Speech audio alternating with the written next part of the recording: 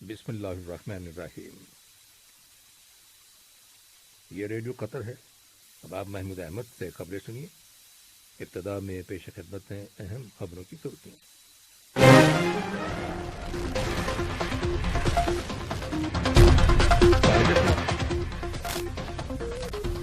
صاحب اسم امیر نے جمہوریہ گانا کے صدر کو آج ان کے ملک کے یوم آزادی کے موقع پر مبارکباد کا برقی پیغام ارسال کیا ہے۔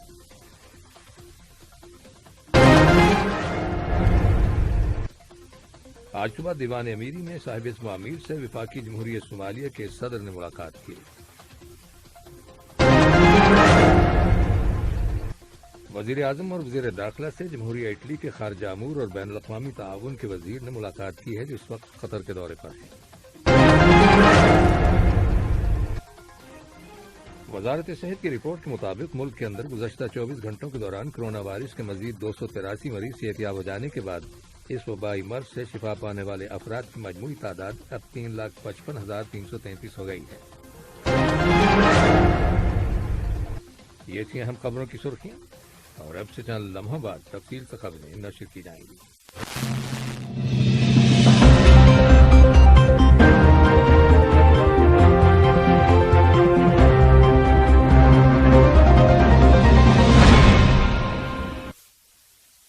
جب آپ تفصیل سے خبریں سنیے۔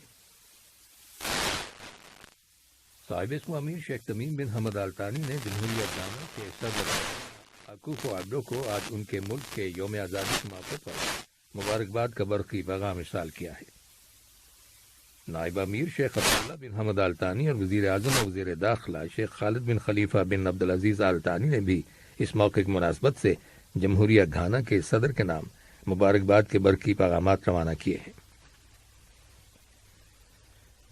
صاحب اسم امیر شیخ تمیم بن حمد آل ثانی سے آج صبح دیوان امیری میں وفاقی جمہوریہ صومالیہ کے صدر محمد عبداللہ فرماجو نے ملاقات کی، جس کے دوران دونوں ممالک کے تعلقات اور انہیں مختلف شعبوں میں فروغ دینے کے وسائل کا جائزہ لیا گیا۔ اس کے علاوہ باہمی دلچسپی کے متعدد علاقائی اور بین الاقوامی معاملات زیر بحث آئے۔ دونوں لیڈروں کی بات چیت کے دوران صومالیہ کی تازہ ترین صورتحال پر بھی غور کیا گیا۔ اس ضمن میں صومالیہ کے صدر نے قطر کی جانب سے صومالیہ کی مستقل حمایت اور وہاں کے عوام کی مسلسل سپورٹ، خاص طور پر ترقیاتی اور اقتصادی شعبوں میں قطر کی مدد کے لیے صاحب اسم امیر کا شکریہ ادا کیا۔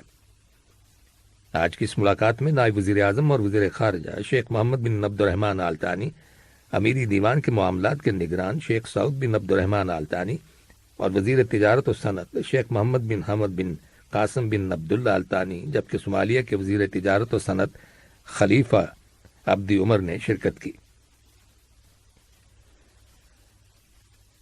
وزیر اعظم اور وزیر داخلہ شیخ خالد بن خلیفہ بن عبدالعزیز آل ثانی سے آج صبح جمہوریہ اٹلی کے خارجہ امور اور بین الاقوامی تعاون کے وزیر لوئیگی ڈی مایو اور ان کے ہمراہ آئے ہوئے وفد کے ممبران نے ملاقات کی۔ ملاقات کے دوران دونوں دوست ممالک کے درمیان دو طرفہ تعاون کے تعلقات اور انہیں مختلف شعبوں میں مضبوط بنانے کے وسائل کا جائزہ لیا گیا۔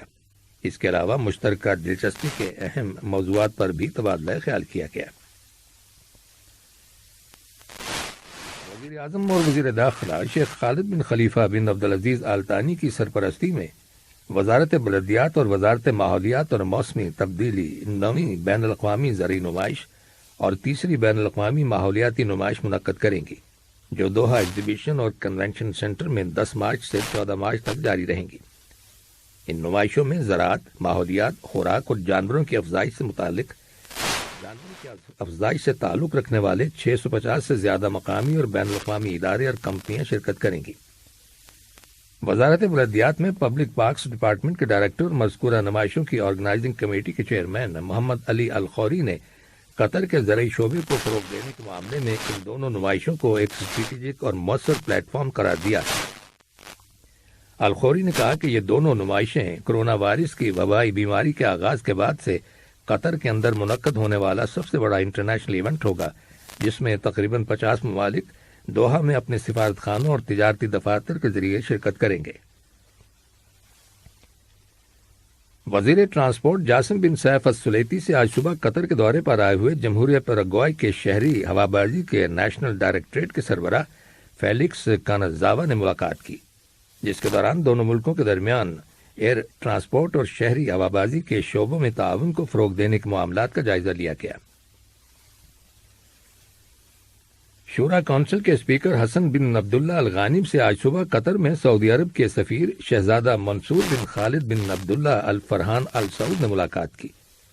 ملاقات میں دونوں برادر ممالک کے دو طرفہ تعلقات اور انہیں مزید فروغ دینے کے وسائل، خاص طور پر پارلیمانی شعبے میں تعلقات کو مضبوط بنانے سے متعلق امور کا جائزہ لیا گیا۔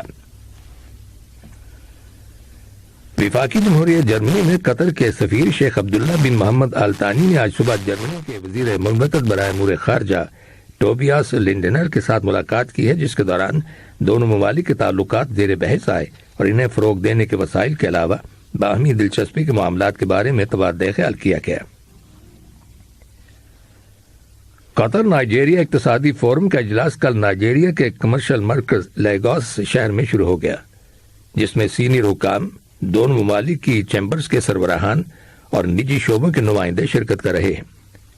اس فورم کا مقصد دونوں ملکوں کی لیڈرشپس کی ہدایات کے مطابق قطر اور نائجیریا کے درمیان اقتصادی تعاون کو بڑھانا اور کاروباری مواقع کا جائزہ لینا ہے۔ فورم کی افتتاحی تقریب سے خطاب کرتے ہوئے لیگوس ریاست کے گورنر سنوو اولو نے صنعت کے شعبے کی ترقی کے لیے ریاست قطر کی کوششوں کی تعریف کی اور کہا کہ نائجیریا اس سلسلے میں قطر کے تجربات سے فائدہ اٹھانے کا خواہش مند ہے۔ پبلک ورکس اتھارٹی اشغال نے ملک کے اندر تمام لینڈ اسکیپنگ کے کاموں کو مکمل کرنے اور الکتینیا اسٹیشن کے گرد و نواح کی سڑکوں کی تعمیر اور انہیں ٹریفک کے لیے کھولنے کا اعلان کیا ہے۔ یہ کام گریٹر دوحہ پروجیکٹ فیز 2 کے تحت مختلف علاقوں میں سڑکوں کو بہتر بنانے کے پروگرام کے تحت مکمل کیا گیا ہے۔ اس پروجیکٹ میں انفراسٹرکچر یعنی بنیادی ڈھانچے کے کام بھی شامل ہیں، جن میں تقریباً 1.2 کلومیٹر سیویج نیٹ ورک اور 2 کلومیٹر لمبی پانی کی نکاسی کی پائپ لائن شامل ہیں۔ اس کے علاوہ آبپاشی کے لیے ٹریٹڈ واٹر یعنی گدلے پانی کو صاف کر کے سپلائی کرنے کی غرض سے 1 کلومیٹر پائپ لائن بھی بچھائی گئی ہے۔ یہ خبریں ریڈیو قطر سے نشر کی جا رہی ہیں۔ وزارت صحت کی رپورٹ کے مطابق ملک کے اندر گزشتہ 24 گھنٹوں کے دوران کرونا وائرس کے 170 نئے کیسز رجسٹر کیے گئے ہیں، جن میں سے 155 کا تعلق لوکل کمیونٹی سے ہے، جبکہ 15 کیسز کا تعلق حال ہی میں بیرون ملک سے دوحہ لوٹنے والے افراد سے ہے۔ وزارت صحت نے اسی دوران میں کرونا وائرس کے مزید 283 مریضوں کے صحت یاب ہو جانے کی بھی تصدیق کی ہے، جس کے بعد اس وبائی مرض سے شفا پانے والے افراد کی مجموعی تعداد اب 3,55,333 ہو گئی ہے۔ دوسری جانب کووڈ 19 ویکسینیشن پروگرام کے تحت اس پروگرام کے آغاز سے لے کر اب تک لوگوں کو ویکسین کی 6,398,889 ڈوزز دی جا چکی ہیں۔ گزشتہ 24 گھنٹوں میں 1,742 ڈوزز دی گئیں۔ اس کے علاوہ لوگوں کو دی گئی ویکسین کی بوسٹر ڈوزز کی تعداد 1,02,85,889 ہو گئی ہے، اور یوں قطر کی ٹوٹل آبادی کے 88.1% لوگ 2 ڈوزز لینے کے بعد اب مکمل طور پر ویکسینیٹڈ ہو چکے ہیں۔ آج مقبوضہ مشرقی بیت المقدس کے پرانے شہر میں اسرائیلی فوج نے ایک فلسطینی نوجوان کو مبینہ طور پر 2 اسرائیلی فوجیوں پر چاقو سے حملہ کرنے کے بعد گولی مار کر ہلاک کر دیا۔ فلسطین کی خبر رساں ایجنسی وفا نے نوجوان کی شناخت کریم جمال القواسمی کے نام سے کی ہے۔ اسرائیلی پولیس کا دعویٰ ہے کہ مبینہ چاقو کے حملے میں دونوں اسرائیلی فوجی بہت معمولی زخمی ہوئے۔ یاد رہے کہ 1 مارچ کو اسرائیلی فوج نے مقبوضہ مغربی کنارے کے علاقے میں 2 الگ الگ واقعات میں 3 فلسطینیوں کو گولی مار کر شہید کر دیا تھا۔ آج یوکرین کی مسلح افواج کے جنرل سٹاف کی جانب سے جاری کیے گئے ایک بیان میں کہا گیا ہے کہ 24 فروری کو یوکرین میں روس کے فوجی آپریشن کے آغاز کے بعد سے اب تک 11,000 سے زیادہ روسی فوجی مارے جا چکے ہیں۔ یوکرین کی خبر رساں ایجنسی نے اس بیان کا حوالہ دیتے ہوئے بتایا ہے کہ لڑائی میں روس کے اب تک 88 جنگی ہوائی جہاز تباہ ہو گئے ہیں۔ ایجنسی کی رپورٹ کے مطابق روس نے یوکرین کے جنوب مشرقی بندرگاہی شہر میریوپول پر دوبارہ حملے شروع کر دیے ہیں، اور یوکرین کے دیگر شہروں کی جانب روسی فوج کی پیش قدمی جاری ہے، جبکہ دارالحکومت کیف کے گرد و نواح کے علاقے میں لڑائی ہو رہی ہے۔ رپورٹ میں مزید کہا گیا ہے کہ لڑائی کے نتیجے میں انسانی بحران مزید سنگین ہو گیا ہے، اور ملک سے باہر جانے والے پناہ گزینوں کی تعداد 1.7 ملین تک پہنچ گئی ہے۔ روسی فوج نے خارکیو شہر اور اس کے قریبی دیہاتوں میں رہائشی علاقوں پر فضائی حملے تیز تر کر دیے ہیں، جن کی وجہ سے تباہی ہونے کے ساتھ ساتھ کئی جگہوں پر آگ لگ گئی ہے۔ یوں لگتا ہے کہ بین الاقوامی سطح پر مذمت اور روس کے خلاف مغربی ممالک کی جانب سے سخت پابندیوں کے باوجود یوکرین کے خلاف فوجی آپریشن روسی حکومت کے مقاصد کے حصول تک جاری رہے گا۔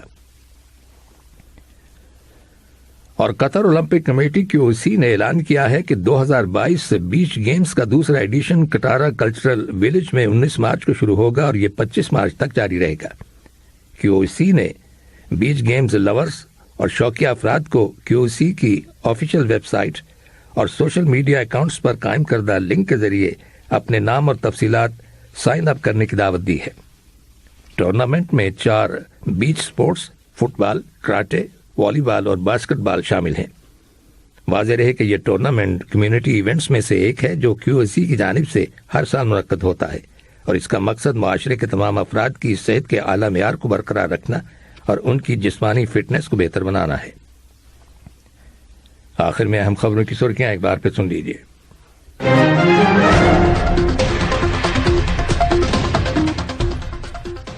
صاحب اسم عبیر نے جمہوریہ گھانا کے صدر کو آج ان کے ملک کے یوم آزادی کے موقع پر مبارکباد کا برقی پیغام ارسال کیا ہے۔